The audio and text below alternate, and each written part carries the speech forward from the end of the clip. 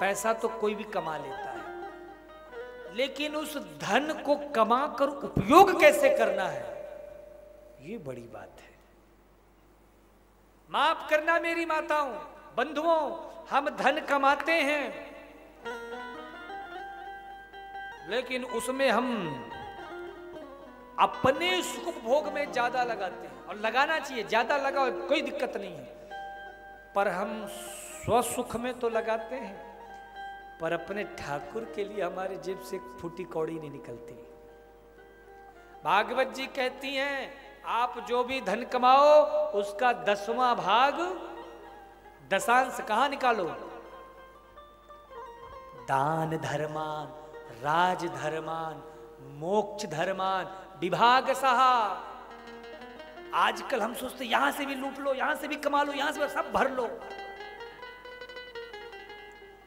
कहीं कोई कह दे चलो मंदिर बन रहा है, गौ सेवा होती है गुरु जी क्या, कुछ आप भी करो। महाराज ताश पत्ते खेलेंगे, उसके लिए खूब निकल जाएगा पैसा, लेकिन धर्म के लिए, दान के लिए, यज्ञ के लिए, विप्र साधु गौ भोजन के लिए नहीं निकलेगा। अरे क्या फायदा है इससे धन का? तुम मान लिया हमने, तुमने इतनी महंगी साड़ी पहनी है, तुम इतनी महंगी गाड़ी में घूमते हो, इतना सुंदर घर, क्या फायदा? बड़ा हुआ सो क्या हुआ, जैसे पेड़ खजूर, पंथी को छाया नहीं, फल लागी अति दूर। क्या फायदा तुम्हारे धन का, क्या फायदा तुम्हारे इस समस्त संपत्ति भोग विलास का? अरे लाभ तो तब है जब तुम्हारे दरवाजे से कोई भूखा ना जाए। लाभ तो तब है जब तुम्हारा धन सत्कर्म में लगे, यज्ञ में लगे, अनुष्ठान में लगे। आज महाराज मुझे बड़ा दुख होता है जब हम ये तो चाहते हैं, सोचते कथा सुनने जा रहे हैं, किस लिए पुण्य मिलेगा। अरे पुण्य मिलेगा, हाँ मानता हूं मिलेगा, लेकिन तुम अपने मन को नहीं बदले कथा सुनने से तो क्या फायदा। आज भी तुम्हारे घर से गौ माता की रोटी नहीं निकल रही, कुत्ते की रोटी नहीं निकलती है, आज भी तुम्हारे यहां कथा नहीं हो रही है, तुम्हारे यहां साधु सेवा, विप्र सेवा, गौ सेवा, बटुक इत्यादि की सेवा नहीं हो रही, क्या फायदा। अरे तुम अपने बहुओं को क्या शिक्षा दोगे? कम से कम तुम तो कहती थी ना कि मेरी सास जब तक महाराज कोई अतिथि को भोजन ना करा दे, चाहे 20 लोग आज अकेले बना के खिलाती थी। तुम क्या कहोगी? तुम्हारी बहू क्या कहेगी तुम्हारे लिए? जब तक पूजा ना हो जाए तब तक एक लोटा, एक निवाला तक पेट में नहीं जाता, तो तुम क्या, तुम्हारी बहू क्या कहेगी? इसीलिए अपने आने वाली पीढ़ियों के लिए प्रेरणा का स्रोत बनो।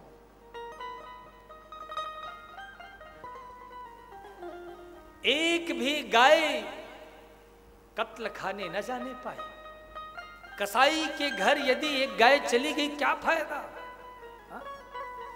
गाय की रोटी सवेरे सवेरे बनाएंगे, तुरंत निकल के ढूंढेंगे कोई गाय सड़क में जा रही कि नहीं जा रही। हद है। ये भी नहीं कह सकते कि जगह नहीं है, क्योंकि अभी अभी तुमने जो फॉर्च्यूनर खरीदी उसके लिए तुरंत जगह बना ली, लेकिन गौ माता को रखने की जगह नहीं बन पाई।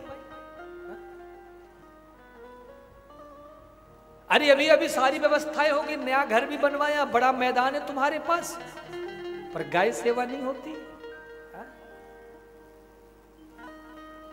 पता नहीं कितने केमिकल से भरे हुए महाराज पिज्जा, बर्गर, ब्रेड इत्यादि सब खा जाते हो, और गाय के गोबर से, गौमूत्र से घृणा करते हो।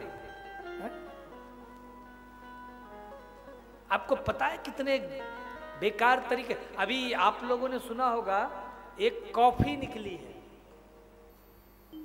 उसको क्या बोलते हैं, उसको कुछ बोलते हैं, उसके जो बीज होते हैं ना महाराज, वो पता नहीं कौन सा, मैं नाम भूला हुआ हूं, मैंने कहीं पढ़ा था ऐसा, मुझे आप लोग को अगर पता हो, वह बिल्ली के मल से बनता है वो कॉफी,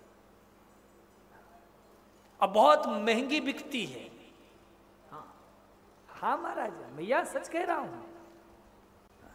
अब बड़े चाव से लोग, मैं भूला हुआ हूं उसका क्या नाम है, कोपीलुआ। हाँ देखो गूगल बाबा ने बता दिया तुरंत, है ना। हाँ, पंडित जी देखिए बता रहे हैं। और बड़े चाव से, बड़ी कीमती रूप, जो बड़े लोग होते हैं ना फैशन वाले, बड़े प्रेम से अरे पता है फैशन का नाम क्या है।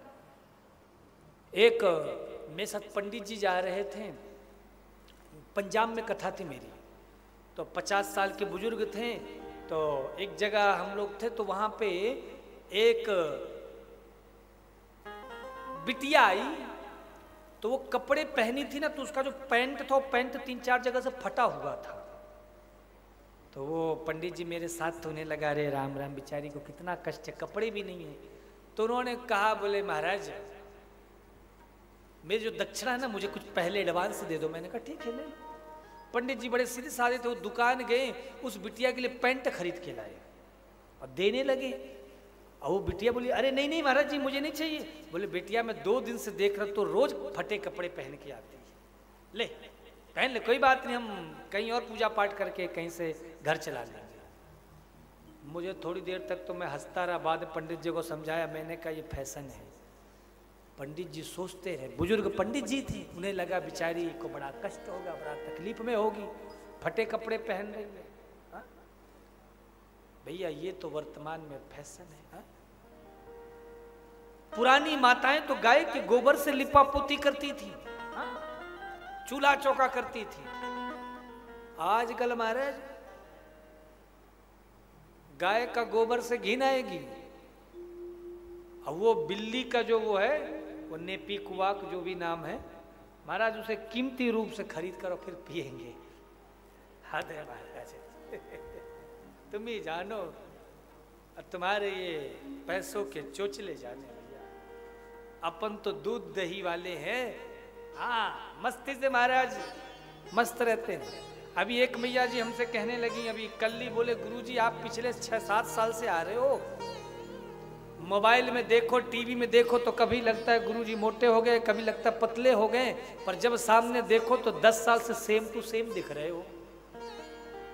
कौन सा ये राज क्या है? मैंने कहा एक ही राज है, गौ सेवा। आप इतना रुपया खर्चा कर देते हो महाराज, देखो पार्लर वाली दीदी सामने बैठी, हो सकता नाराज हो जाए, पर कोई बात नहीं, देखो हम सच बोलने से कतराते नहीं हैं। दीदी ये जितने हैं, जितने भी मुखौटे लगाए हैं, मेकअप से फेशियल से, सब बेकार है। 10 दिन बाद फिर सेम टू सेम हो जाता है, 10 दिन तक ही असर करता है, उसके बाद नहीं। लेकिन आप भैया गौ सेवा करना शुरू कर दो, आपके हजारों रुपए महाराज बर्बाद हो जाते ये सब फालतू की चीजों में। लेकिन गौ सेवा करना शुरू कर दो, महाराज आपके चेहरे से ऐसी चमक आएगी कि पार्लर वाले भी आपसे पूछेंगे कौन सा क्रीम यूज करते हो, कौन सी कंपनी है। फिर सीधे कहना, बोले भैया हम पक्के सनातनी हैं, हिंदू हैं, हम तो केवल गौ सेवा करते हैं। गौ रज लगाते हैं और उसी की चमक है।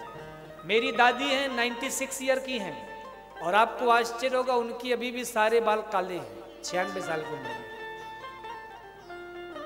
कोई साबुन नहीं, कोई क्रीम नहीं।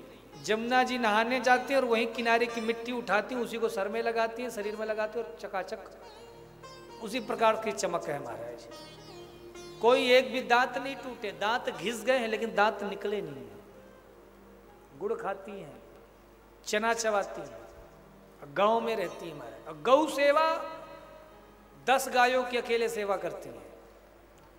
और यहां देखो महाराज 20 किलो इधर से, 20 किलो इधर से। अब प्रार्थना कर रहे हैं, डॉक्टर भी बड़ा खुश होता रहता है, एक बार वो कम करने की दवाई देता, फिर एक बार बढ़ाने की देता है। क्यों? कम हो जाएगा तो अपनी रोजी रोटी जाएगी, फिर बढ़ जाए, और उसी में खर्च हो रहा है। तो भैया दान धर्मान राज धर्मान मोक्ष धर्मान विभाग सहा, बात कड़वी है, पर धन को धर्म में लगाना सीखो। और कुछ हो या ना हो, लेकिन तुम्हारा ये जो मन है, ये बुद्धि है, जो विवेक है, ये चैतन्य हो जाएगा। तुम्हारे मन की कलुषता समाप्त हो जाएगी, तुम्हारा दुख नष्ट हो जाएगा और तुम आनंद में दिन रात झूमते रहोगे। कैसे? जैसे मीरा झूमती थी, जैसे तुलसी झूमता था, जैसे कबीर झूमता था, ऐसे तुम भी झूमते रहोगे। इसलिए धन है, संपत्ति है, संपदा है, ठीक है, पर धन की शोभा है धर्म से।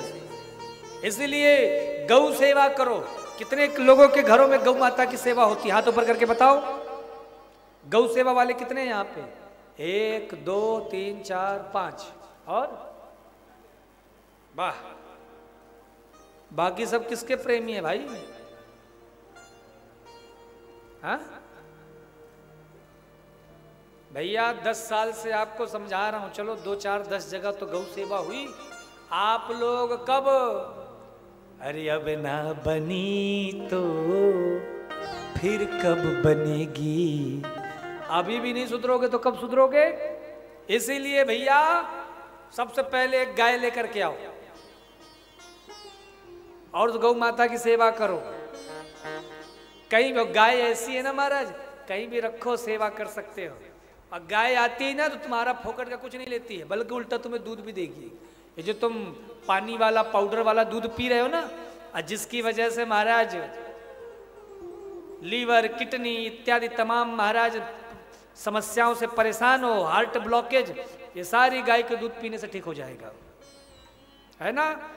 तो सबसे पहले गौ सेवा करो। यहाँ के तो महाराज बौद्ध के भगत ऐसे हैं, हाँ हूं कर लेते हैं, बाद में फिर भूल जाते हैं। महाराज कहीं भी कथा करने जाता हूं ना, वहां पे इतने गौ सेवक आते हैं गौ सेवा के लिए, सहयोग करने के लिए, दान करने के लिए। लेकिन यहाँ के लोग तो साल में एक बार मैं आ ही जाता हूँ, एक आध बार कर देते हैं, फिर भूल जाते हैं।